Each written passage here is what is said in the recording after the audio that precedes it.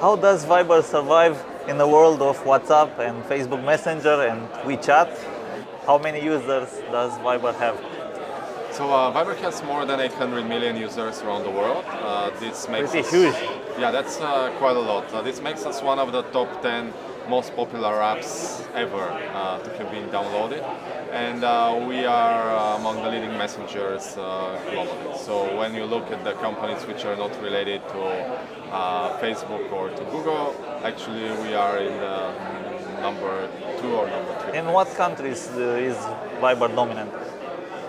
So Viber is leading messaging service in countries in like the majority of countries in Central Eastern Europe, in the Russian-speaking countries, in the Middle East and North Africa. We have very strong presence in Southeast Asia as well. And in Japan?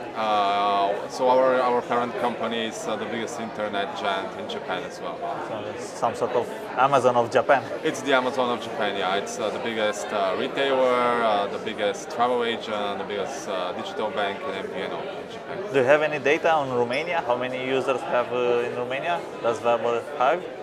So I would say that Romania is a market where we are slightly less represented than all the neighboring countries.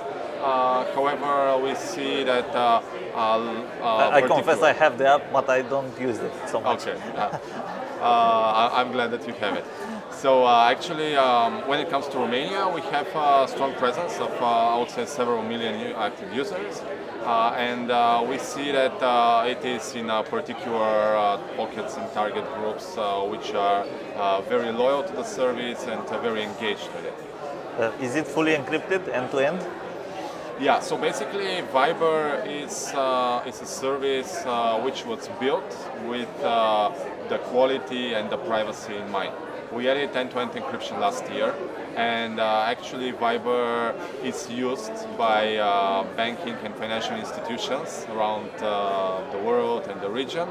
We have banking chatbots that went through security audit. So do you attack a market dominated by Slack? I would say that Slack is more about internal communications, but actually when it comes to the Viber's chatbots, we are seeing that banks are sending PIN codes, transaction information, like very, very, very sensitive information on Viber, and they have never considered other platforms. So it has to be very secure. Yeah, so actually this is a proof of our privacy and security, because a lot of other platforms are using the chat messaging information and everything that you write for targeting advertising. So nobody is listening. When it comes to your private conversations, we don't, and we also don't store any of this information on our servers. So when self-destructs? So when you disconnect your Viber account or you want to delete something, you delete any trace of it, which is also very important, because you know that usually services retain copies of your conversations even if you deactivate your account. Yes. So I want to ask you, because British Premier Theresa May has a proposal, a law, a draft, to make companies liable for their content, and the governments around the world want to have access to chat systems like WhatsApp and some others, because they say it could prevent terrorist attacks. What do you think about that? So I was witness firsthand to all these developments, because I was 2 blocks away at the same time when the terrorist attacks in London happened. So I was in the city near St. Paul's. It happened in London Bridge, 10 minutes away. I probably saw the first cars that went to the incident, first police cars. So I can say that it is real. Like, things happen. There is threat from terrorism, but actually it's it is a very careful balance between law enforcement and freedom of speech and privacy for the users. And what I can say is that our position is that we try to find a way which is balanced enough, so that actually the state can protect the citizens better, but at the same time, Viber is very popular in a lot of countries where the institutions are not very mature, where the democratic principles are not very well defended, and actually we are so popular because people trust us. And people because it's secure. know, it's secure, and people trust us that that they won't be harmed, but what they exchange and the ideas and the thoughts that they share on the platform. So it's a very big commitment from our side to protect this freedom of speech for our users, and at the same time, if we open up, the terrorist cells will move to another service. There are tens and hundreds of messaging services around the world, and if one is followed by the security services, but they don't even know about some obscure new service made in, I don't know. So do you not want the police country, or secret services to listen indiscriminately? That's only with a warrant. That's something that we don't want for sure, and that we are constantly negotiating with governments and security services. I'm responsible also for our Russian office.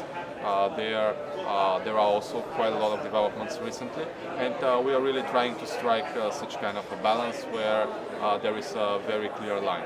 Do you release data like Google has about, I don't know, some warrants, some askings about what government wants around the world? So as I said, we don't store any of the information of our users on our servers.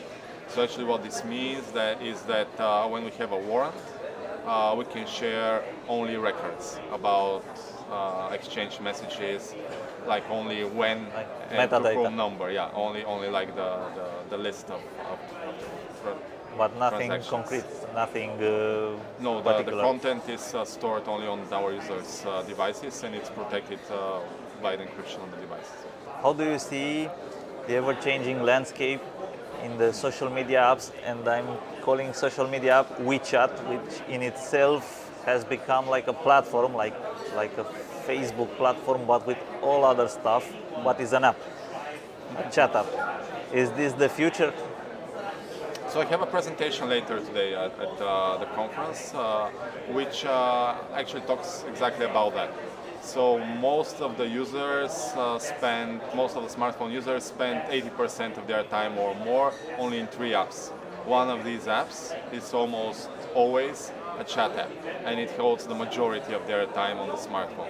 And so this means that it is very logical that the users would like to have a better integration with the services and the content they care about within this environment.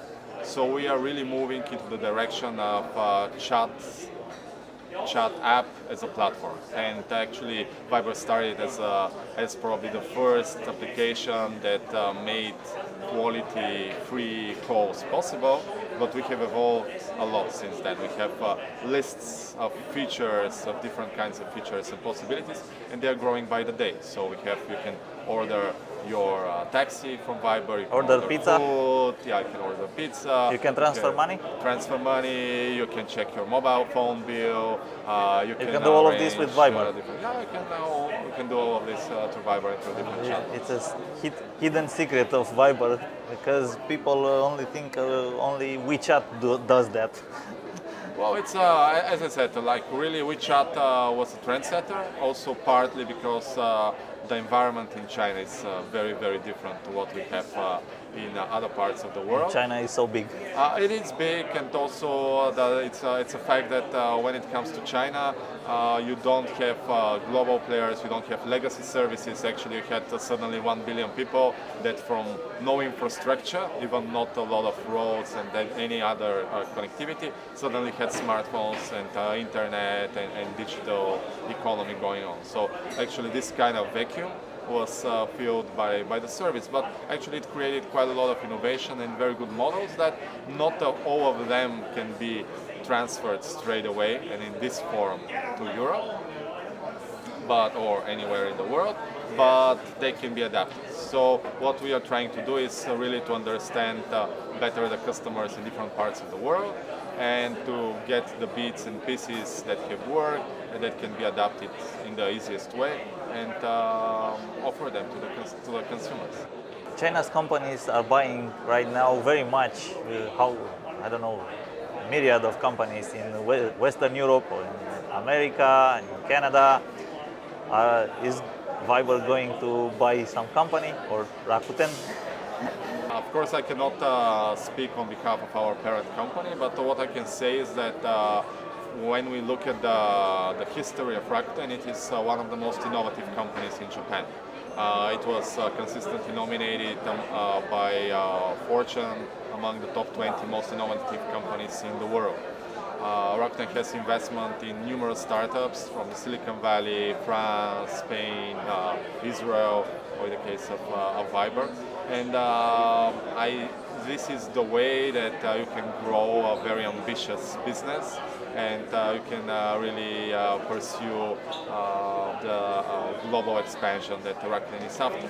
And it is not only acquisitions of companies, but also commitments in different platforms and commitments in different topics which matter for our users and our global audience. For example, Rakuten and Viber as part of Rakuten has become the major sponsor of Barcelona Football Club. So the new jerseys of Barcelona that Lionel Messi and the team will be wearing this season will be branded Is it going with to be Rakuten. showed? It will be Rakuten instead of the airline company before us. So another question: how do you see the fake news phenomenon? Is it something we can stop? Something we can control? Social media companies have some kind of responsibility about this? It's a very interesting topic. I see that this is definitely a threat. It is definitely a new phenomenon to which the youngest generation is most exposed, because the generation that is growing up right now has never consumed information the way we consume it. And actually, through trusted sources, through different channels, which have their authority, like we had right now recently a presentation, for example, in the New York Times, or like a major media which has authority and a lot of things that are behind the things that they show. So it's really, technology companies cannot be exactly policemen, but there are ways with which you can influence what To kind of downgrade content the to less surface. quality content? Yeah. So actually what we decided to do is Viber has a social platform and a content distribution part, which is called our public accounts. The public accounts are compiled with public chats, which is like a feed of information in the form of a chat, and chatbots where you have interactive services and you can request for information or get interactive updates from a certain source of content or news. And what we have decided to do in the last couple of months is to actually close the platform in a way so that we have a robust screening process before anybody can open a public account on that. So we get thousands of requests every day. We go through all of them, and only the ones You're that we checking approve. their background. Yeah, we check their background, and only the ones that we approve and that we think that fit our principles for transparency and for truthfulness are able to actually publish their content and to distribute it on Viber. Thank you very much. Thank you.